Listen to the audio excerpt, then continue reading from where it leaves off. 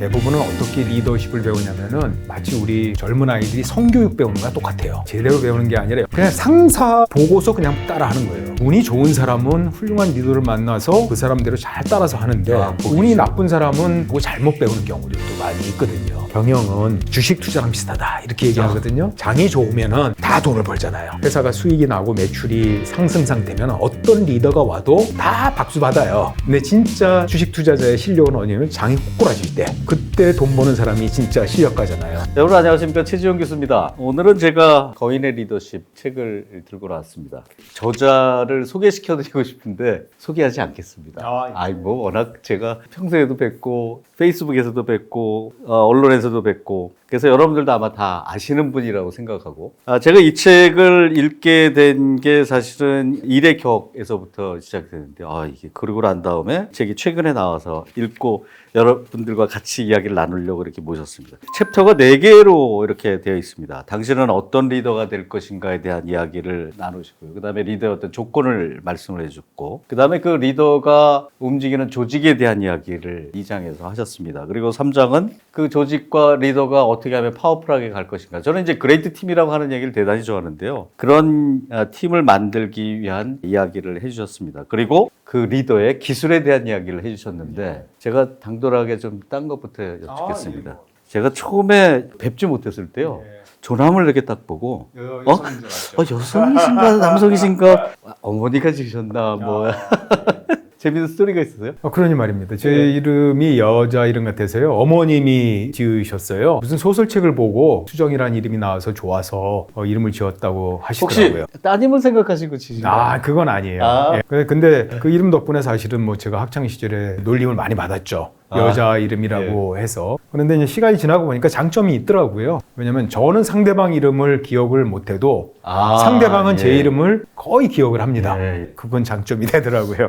여기에 그 리더에 대한 조건을 이렇게 많이 이야기를 하셔서 뭐 여러 가지 오늘 제가 궁금한 걸 좀 여쭤보려고 하는 생각인데요. 제가 사실은 이 책을 읽고 약간의 자괴감을 느낀 게 뭐냐면요, 저는 리더의 소질이 솔직히 없습니다. 제가 저를 잘 아는데 리더로서의 능력보다는 그냥 좋은 분들을 이게 팔로우 해주는 사람이 다 이제 능력이 다르니까, 저는 예전에 읽은 책 중에 천모의 시대라고 하는 책을 대단히 좋아하는데, 2인자나 3인자가 보스를 열심히 이렇게 하는, 그래서 저것도 괜찮다라고 이렇게 생각하는데, 이거 읽어보니까 리더는 정말 힘들겠다, 정말 내 영역이 아니다, 이렇게 생각하실 분들도 계실 것 같은데, 누구나 다 리더가 될 수 있다고 생각하십니까? 사실은 조직에서 보면은 이제 교수님처럼 전문가로 일하시는 분들은 선택의 여지들이 있지만은, 조직에 있는 사람들은 사실 선택의 여지가 그렇게 없어요. 그러니까 내가 뭐 리더가 되고 싶어서 되는 것도 아니고요, 되기 싫다고 안 되는 것도 아니거든요. 시간이 지나면은 일을 잘해요. 그러면 너 한번 리더 해봐라. 그런데 거기 가서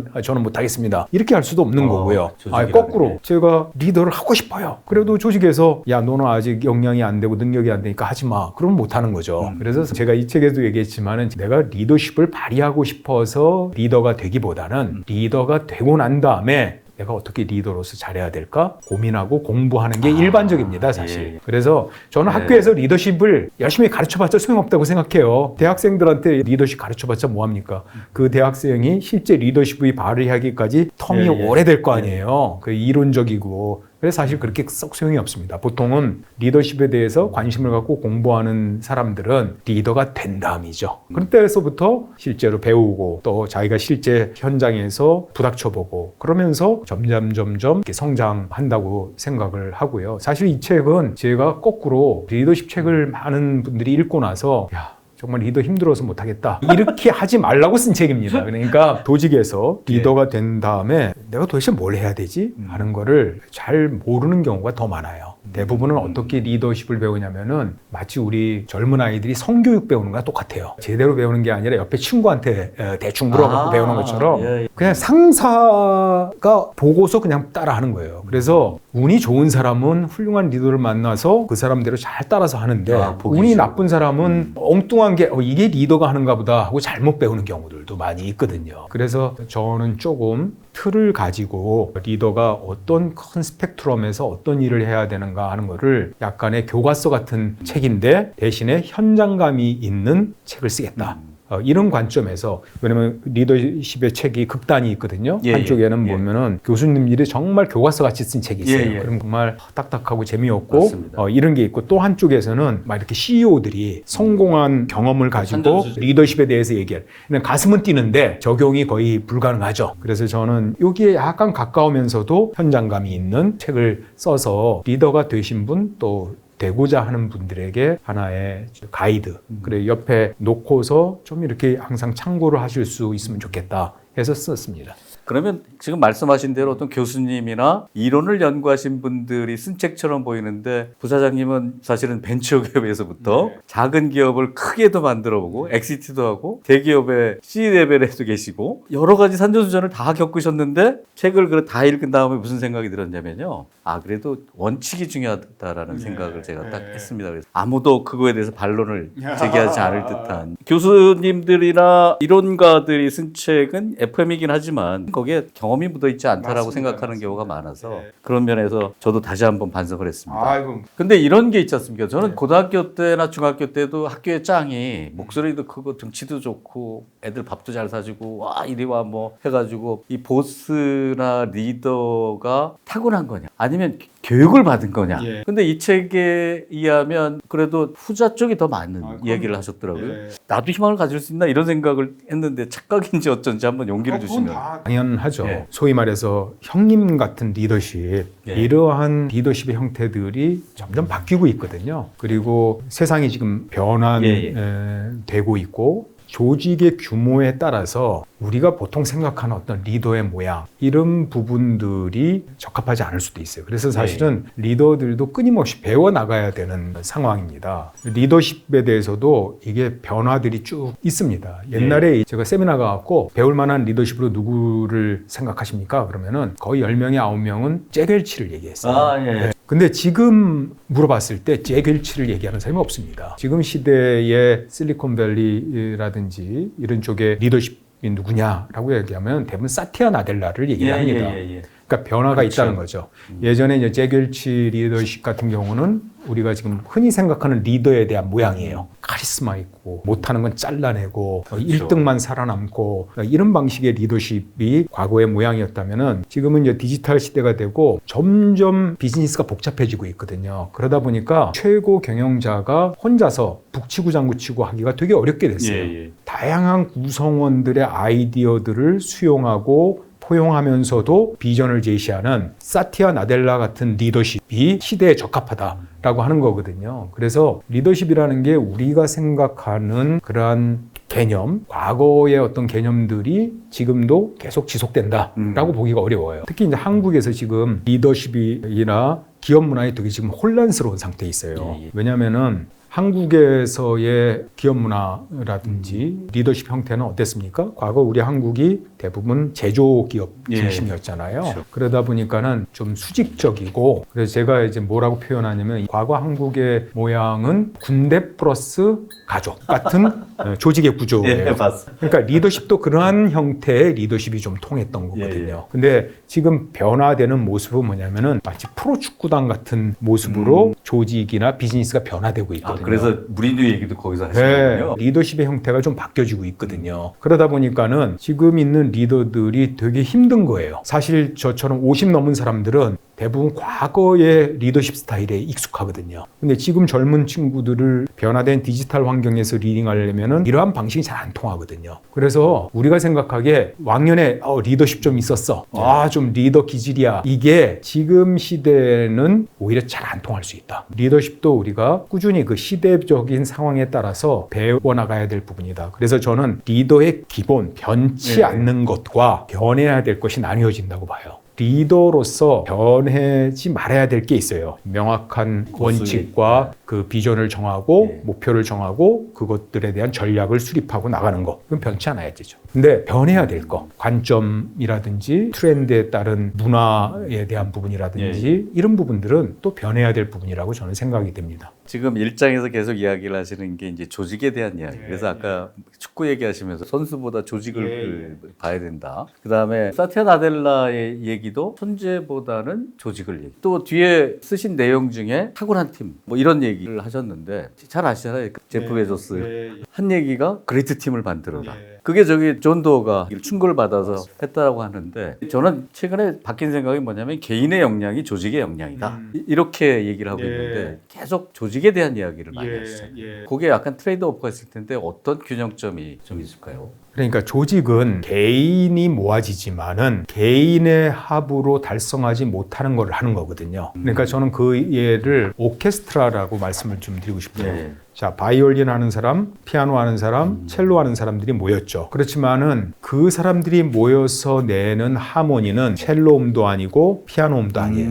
다른 교향곡이라는 게 이루어지는 거죠. 왜 오케스트라를 지휘를 하는 겁니까? 지휘자가 그 교향곡이라는 하모니를 만들려는 게 목적이지, 피아노 치는 사람이 혼자서 세게 치고 바이올린 하는 사람이 혼자서 열심히 바이올린 하는 게 그게 목적은 아니라는 거죠. 오케스트라가 있는데 바이올린 하는 사람은 엄청 잘해요. 다른 사람 못해요. 그래서 혼자만 계속 튀어서 해요. 그럼 그게 하모니가 되겠냐 이런 거죠. 그래서 결국은 조직은 조직의 전체 목표를 달성하기 위함이거든요. 거기에 구성원들의 각기의 역할들이 잘 어우러지는 거죠. 그렇다고 해서 개개인의 구성원들의 개성이라든지 능력을 말살하느라는 의미는 아니에요. 그렇죠. 그거를 존중하지만은 그 사람들이 팀으로서 일하는 법을 도와주는 게 리더가 할 일이라는 거죠. 그래서 무리뉴 감독도 그 말씀을 한 거거든요. 뭐냐면은 사실은 무리뉴 감독보다 더 비싼 선수들이 거기 선수예요. 그렇지만은 자기는 그 사람들이 혼자서만 잘 나가고는 이길 수가 없는 거예요. 무리뉴 감독의 초점은 골에서 이기는 게 초점이거든요. 이기기 위해서는 각기 플레이를 하는 사람들이 팀에서 자기가 어떻게 플레이를 해야 되는지를 알아야 되는 거지, 센터포드가 공만 열심히 찬다고 해갖고 이길 수 있는 건 아니라는 거죠. 그래서 리더들이 굉장히 팀 퍼스트다. 제가 제일 많이 듣는 얘기 중에 하나가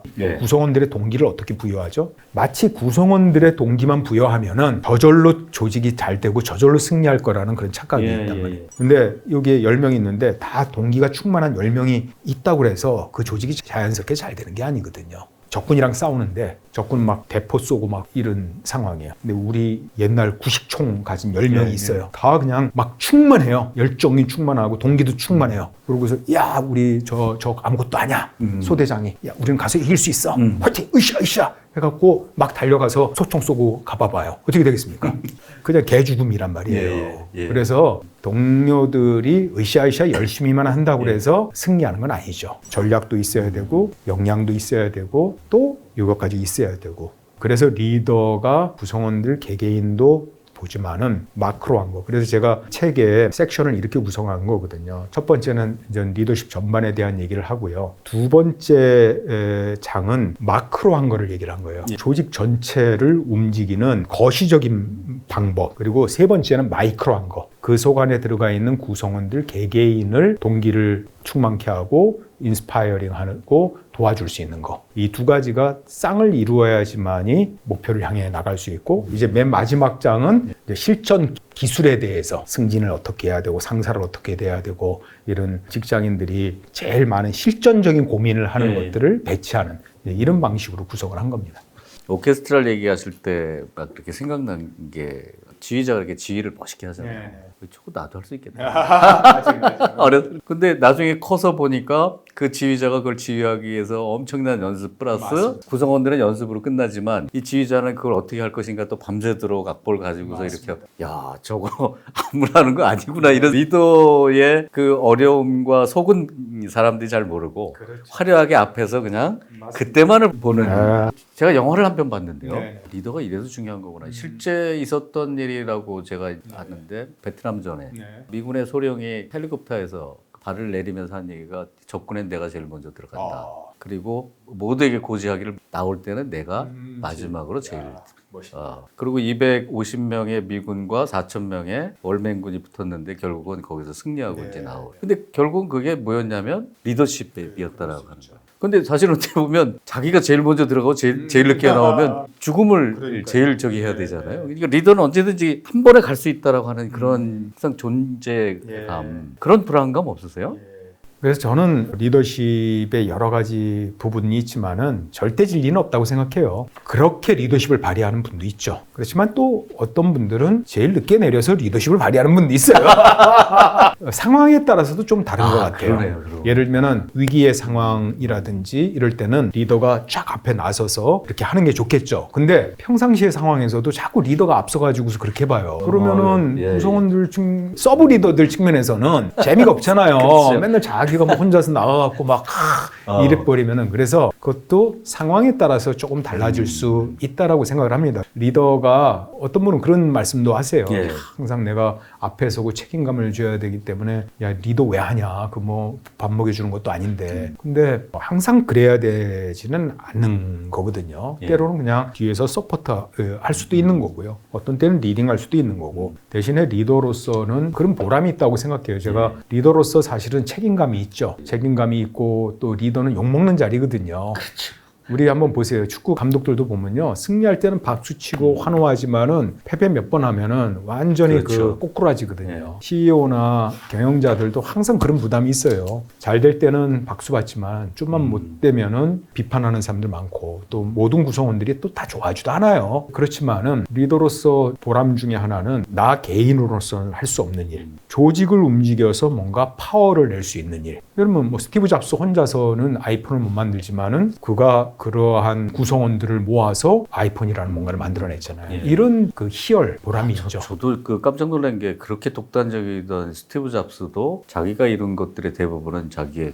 구성원들의 이했다. 그 얘기를 한 거 보고 저 사람은 제가 보기에 자기가 잘났다고 얘기할 것 같은데. 그러니까 그분도 조직이나 구성원에 대한 중요성이나 정말 리더로서의 자질이 있는 거죠. 그것 좀 여쭤보려고 했는데 리더십이 변한다라고 이렇게 말씀하셨잖아요. 근데 스티브 잡스가 지금까지 살아있었으면 과연 지금과 같은 애플이 됐을까? 이런 생각이 있거든요. 그러니까 팀 쿡이 처음에 못할 거다라고 얘기를 했는데 주가도 5배, 6배씩 올려놓고 지금 며칠 전에 그 비전 프로도 7년 동안 연구를 했다라고 그러고 두 사람이 같이 있었으면 어떻게 됐을까? 아니면 한 사람이 계속 오래 살았으면 어떻게 됐을까? 어떻게 생각하세요? 아니, 저는 궁금해서. 저도 그럴 수 있다고 생각해요. 저는 여기에 이제 한 장도 있는데 완벽한 리더는 없다고 생각해요. 그리고 자기가 모든 것을 할 수 있는 리더 있죠. 스티브 잡스처럼 에너지와 창의력이 넘치고 그러면서도 팀쿡같이 꼼꼼하고 베조스처럼 고객지향적이고 이런 거를 다 갖고 있는 리더들은 없다고 생각해요. 상황과 시대에 따라서 조금 더 적합한 리더가 있다고 생각하거든요. 저는 애플 같은 그 구성은 그게 잘 맞아진 거죠. 위기의 상황에서 턴어라운드하고 창의적인 뭔가 제로 투 원을 만드는 그러한 리더십은 스티브 잡스를 따라갈 수 없죠. 대신에 팀쿡은 그런 거는 잘 못해도 10 to 100을 만들 수 있는 그러한 역량을 가진 사람이죠. 저는 리더 한 사람도 중요하지만은 저는 그래서 리더십 팀이 중요하다고 생각해요. 기업의 사회이사도 이렇게 하시지만은 보잖아요. 리더 한 사람이 똑똑해서 되는 게 아니라 리더십 팀이 좀 균형이 좀 필요하다고 좀 생각이 들어요. 다양성이 좀 필요하고 스티브 잡스가 대단한 게 팀쿡 같은 리더를 계속 같이 파트너로 가져갔다는 것도 대단한 거예요. 저도 그거 아주 동감합니다. 왜냐면은 그런 스타일의 사람들은 자기랑 비슷한 사람 좋아할 가능성이 있거든요. 완전 스타일이 다르죠. 한쪽에 다 팀쿡 같은 리더들만 모여 있어도 문제가 되는 거고 다 잡스 같은 리더들만 있어도 문제가 되는 거고 만약에 상사가 잡스 같은 사람이라면 팀쿡 같은 리더가 잘 서포트해주는 팀이 필요하고 아마 저는 애플에 팀쿡이 CEO로 있지만은 그 서브 리더에는 스티브 잡스 같은 사람이 또 있을 거예요.